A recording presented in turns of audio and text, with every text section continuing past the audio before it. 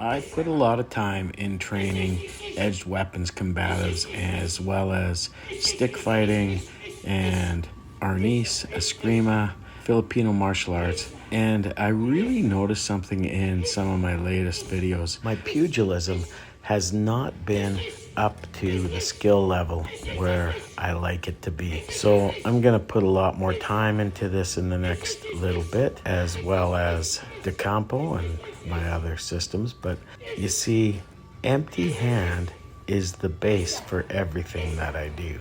In fact, I will say that Muay Thai, my limited Muay Thai that I can do now, I can't throw certain kicks because of my injuries and whatnot, but my limited dirty boxing that comes from a Muay Thai base is the base in everything I do. The first martial art that I really got serious at was Thai boxing, and I never took it to be a fighter. I took it to be a prepared defender if I had to be. And I believe that it is one of the best bases you can have, because Thai boxing includes clinching, and clinching is very important when it comes to actually countering violence. And the clinch is a huge ingredient in my knife combatives, because the Medusa formula is shock, latch, which is clinch, and stab. But if you get right down to it, shock, latch, and stab is only for the absolute worst case scenario of using the Medusa system.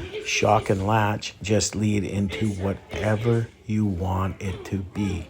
Shock, latch, and throw, shock, latch, and grapple, shock and run, shock and move on to the next guy, shock and circle, shock, latch, find the bargaining position. The places you can go from shock or shock and latch are endless, but you need to develop the ability to shock. You need to practice empty hand fighting.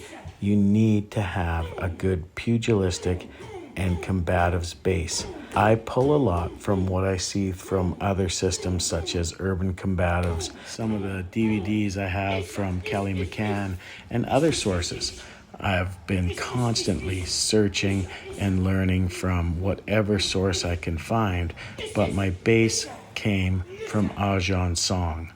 Ajahn Song with Sing Thong, the father of Muay Thai in Canada. And the more I search, the more I research, the more I value the toughness and the fierceness that he taught me. There is no better base for combatives than pugilism, especially Thai boxing, in my opinion.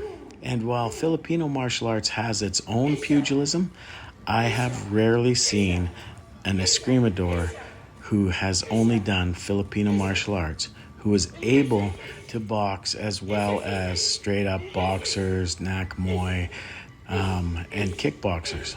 If you want to have a good pugilistic base, go to people who do it as a pure form. Don't go to people who do it in addition to other forms of combat. Don't get me wrong, Filipino empty hands training is excellent as an add-on. It can enhance your clinch, it can enhance your trapping, and it is blade-aware boxing. It is boxing that understands the ideals of training against somebody armed with edged weapons. If you are a boxer and you think you might have to defend against edged weapons, you should seek out an escrimador to teach you their type of empty hands. Blend it. But if you want to know proper mechanics, proper ways of striking, go to a boxing coach. Go to a Thai boxing coach.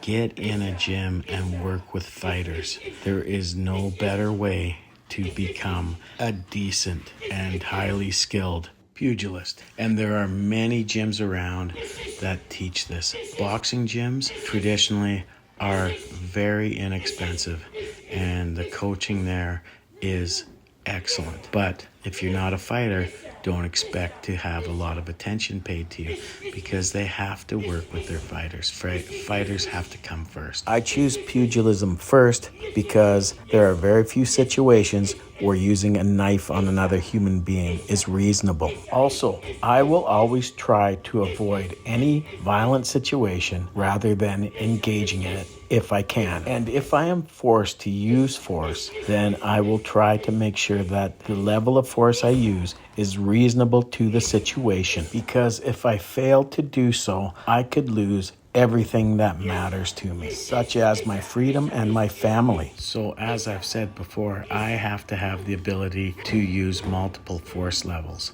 I am an okay striker, but I am not the striker I once was, and I need to get back to that as best I can at nearly 60 years of age.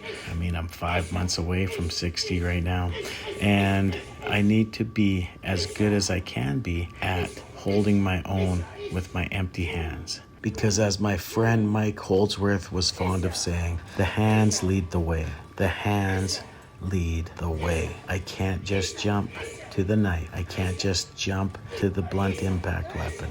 I have to use my hands first if I am forced into a violent situation.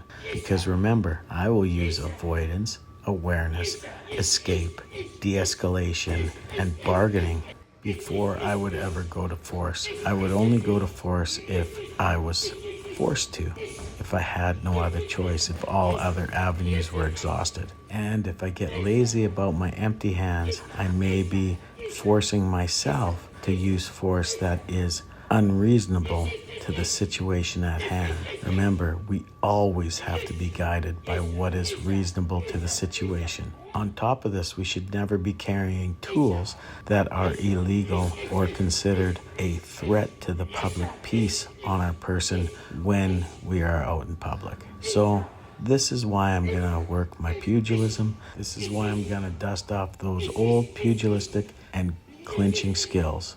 Thank you.